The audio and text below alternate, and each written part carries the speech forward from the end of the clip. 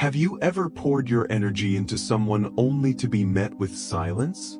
That gut-wrenching feeling when you're ignored, like you don't matter. But here's the truth, their silence isn't about your worth. It's about their limitations. And sometimes the bravest thing you can do isn't to fight for their attention, it's to walk away and reclaim your power. Being ignored cuts deep because it triggers one of our oldest fears, exclusion. But Carl Jung, the pioneering psychologist, taught that how we respond to rejection reveals more about our relationship with ourselves than with others. Jung believed that true strength comes from within, not from forcing connections where none exist. When someone dismisses you, it's not a signal to chase, it's an invitation to reflect. Why do people ignore those who care? What does it do to our minds when we're left in silence? And why is walking away often the only path to peace? In this video, we'll explore Jung's insights on self-worth, the hidden psychology behind being ignored, and why detachment isn't surrender, it's sovereignty. By the end, you'll understand why walking away isn't about losing someone else, but about finding yourself. Why do people ignore you? Carl Jung taught that we all carry a shadow self, the hidden parts of our psyche we refuse to acknowledge. When someone ignores you, it's often less about you and more about their own unconscious conflicts. Maybe your presence exposes something they're not ready to face, a fear of inadequacy, guilt, or repressed emotions.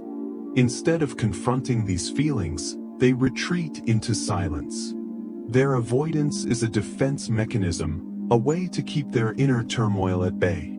As Jung famously said, everything that irritates us about others can lead us to an understanding of ourselves. Their silence may be a mirror, reflecting battles they haven't yet fought within. Ignoring someone is one of the oldest forms of psychological control. In relationships, whether romantic, familial, or professional, silence can be weaponized. The unspoken message is, I hold the power to acknowledge you, and I choose not to. This passive-aggressive tactic keeps you guessing, anxious, and emotionally invested while the other person remains comfortably detached. But here's the truth, anyone who uses silence as a tool doesn't deserve your attention. Real connection thrives on reciprocity, not mind games. Some people crave connection until it becomes real. The moment a relationship deepens, they pull away. This isn't about you, it's about their fear of vulnerability. Jung understood that true intimacy requires confronting our own shadows, and for some, that's terrifying. They'd rather disappear than risk being truly seen. If someone consistently withdraws when things get meaningful, recognize it for what it is. Their limitation, not your failure. Sometimes, the reason is painfully simple. They don't value you enough to respond. It's not malice, just indifference. And while that stings, it's also liberating. Because their silence is an answer. Jung emphasized the importance of discernment in relationships. You are what you do, not what you say you'll do. When someone shows you, through their actions, or lack thereof, where you stand, believe them. Clinging to false hope only delays the inevitable. The sooner you accept their disinterest, the sooner you free yourself to invest in those who truly see you. Few things unsettle the human psyche like being ignored. That unanswered text, the avoided gaze, the one-sided conversation, each instance sends our nervous system into overdrive. Because our brains are wired for connection. When met with silence, our primal fear of rejection flares up, whispering, "What did I do wrong?" Suddenly, we're replaying every interaction, scrutinizing our words, doubting our worth. This spiral isn't just emotional, it's physiological. Cortisol floods our system, keeping us in a state of hypervigilance, as if waiting for a threat that never comes. But here's what Jung would remind us. Anxiety in these moments often reveals where we've outsourced our self-esteem. If someone's silence can dismantle your peace, it's time to ask, Who holds the keys to your validation, them or you? Jung's concept of projection explains why being ignored cuts so deep. When someone disregards us, we instinctively assume their actions are a commentary on our value. But in reality, we're projecting our own insecurities onto their behavior. Their silence becomes a blank screen where we play out our deepest fears. I'm not enough. I'm unlovable. I'm forgettable. The ego, bruised and scrambling for control, twists their indifference into a story about our flaws. Yet Jung warned that this is a trap. Everything that annoys us in others can lead us to an understanding of ourselves. The pain of being ignored isn't just about their actions. It's about the parts of ourselves we haven't yet made peace with. The more someone ignores us, the harder we often try to be seen.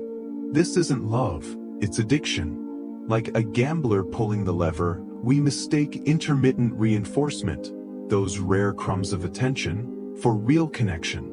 But Jungian psychology reveals the danger here. When we chase validation from those who withhold it, we abandon ourselves. We become actors in their drama, begging for a role we were never meant to play. This toxic cycle keeps us small, desperate, and perpetually hungry. As Jung observed, the most terrifying thing is to accept oneself completely. Until we do, we'll keep handing our power to people who've already shown us they don't know what to do with it. Why walking away is the best response? Carl Jung taught that true psychological maturity comes through individuation, the process of integrating all parts of ourselves, both light and shadow, to become self-contained and whole. When we obsess over being ignored, we remain trapped in a childlike dependency, seeking from others what we should be cultivating within. But walking away is the first step toward sovereignty. It's not an act of defeat, it's a declaration: I refuse to outsource my worth. Individuation demands that we stop begging to be seen and start being fully, unapologetically, so that no one's silence can shake our foundation. The paradox? The more we rely on ourselves for validation, the less we need it from anyone else. There's an alchemy to walking away. When you stop chasing, pleading, or demanding acknowledgement, you disrupt the old dynamic. Suddenly, the power isn't in their hands, it's in your restraint. Jung understood that silence isn't empty, it's fertile ground.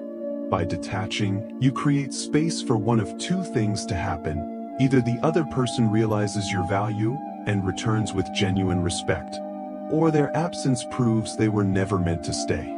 Either way, you win. Your silence becomes the mirror forcing them to confront what they've taken for granted. And if they don't, that silence becomes the boundary that protects your peace. Every time you choose yourself over someone who ignores you, you rewrite an ancient script. The one that says love must be earned through suffering. But Jungian wisdom reveals a radical truth. You cannot heal in the same environment that made you sick. Staying where you're undervalued isn't loyalty, it's self-betrayal. Real strength looks like walking away not with bitterness, but with the quiet certainty that you deserve more. This isn't about pride, it's about integrity. As Jung warned, the most intense conflicts, if overcome, leave behind a sense of security and calm that is not easily disturbed. The conflict here isn't with them, it's with the part of you that still believes you should settle for crumbs. Jung often spoke of psychic energy as a finite resource. Every moment spent agonizing over someone's indifference is energy stolen from your growth, creativity, and joy. Walking away isn't just about leaving them, it's about reclaiming you. Think of it as spiritual hygiene. Just as you wouldn't drink poisoned water, why drink from relationships that drain your essence? Detachment clears the fog, revealing a truth we often avoid. Some connections are meant to be lessons, not lifelines. And the lesson is always the same. What you tolerate, you perpetuate. When you walk away, you're not losing a person, you're gaining back your future. Carl Jung's concept of shadow work offers a powerful alternative to seeking external validation. Rather than exhausting yourself trying to be seen by others, turn inward and explore the parts of yourself you've neglected or denied. The shadow, the unconscious repository of our repressed fears, desires, and insecurities, often drives our need for approval. When someone ignores us, it triggers these hidden wounds, revealing where we still seek completion outside ourselves. Shadow work isn't about self-criticism, it's about radical self-honesty. Ask yourself, why does their silence unsettle me so deeply? What unresolved story am I carrying about my worth? By facing these questions, you reclaim the energy once spent chasing people and redirect it toward true self-mastery. The goal isn't to become someone others can't ignore, it's to become someone you can't ignore. Attention is a form of currency, and when you stop spending it on those who don't value you, you suddenly have an abundance to invest elsewhere. Channel that energy into passions, goals, and relationships that reflect your worth. Jung believed that the psyche thrives on purpose. When we pour ourselves into meaningful work or creative expression, we no longer crave validation because we're too engaged in the act of living. This isn't about distraction, it's about reconstruction. Build a life so compelling that the absence of those who ignore you becomes irrelevant. And as you do, you'll attract people who resonate with your newfound wholeness, not those who exploit your emptiness. Here's an uncomfortable truth. Sometimes, walking away does bring people back. But this isn't a strategy, it's a natural consequence of self-respect. When you stop pleading for someone's attention and instead focus on your own growth, you disrupt the old power dynamic. Your indifference forces them to confront the reality of losing you. However, and this is crucial, you shouldn't care if they return. Detachment only works when it's genuine. If you're secretly waiting for them to notice your absence, you're still trapped in the game. Real freedom comes when their return or rejection no longer dictates your worth. As Jung observed, I am not what happened to me, I am what I choose to become. Choose to become someone who doesn't orbit others' approval, and watch how the universe rearranges itself around your resolve. Throughout this discussion, we've explored the psychology behind being ignored, why people do it, how it affects us, and why the strongest response is often to walk away. Carl Jung's wisdom teaches us that silence from others isn't a measure of our worth, but a reflection of their limitations. We've seen how chasing validation keeps us trapped in cycles of self-doubt, while true freedom comes from redirecting our energy inward. Shadow work, self-development, and detachment aren't just concepts, they're tools for reclaiming your power. When you stop begging for attention, you start commanding respect, not from others, but from yourself. Walking away isn't about ego or punishment. It's not a dramatic exit meant to provoke a reaction. It's a quiet, unwavering acknowledgement that you deserve more than silence. As Jung reminds us, the privilege of a lifetime is to become who you truly are. And you cannot become that person while anchored to those who refuse to see you. So if you take one thing from this video, let it be this: your value isn't negotiable. If someone treats it as optional, they've disqualified themselves from your life. Now, I'd love to hear from you. Have you ever walked away from someone who ignored you? What did you learn from that experience? Share your story in the comments. Your insight might be exactly what someone else needs to hear today.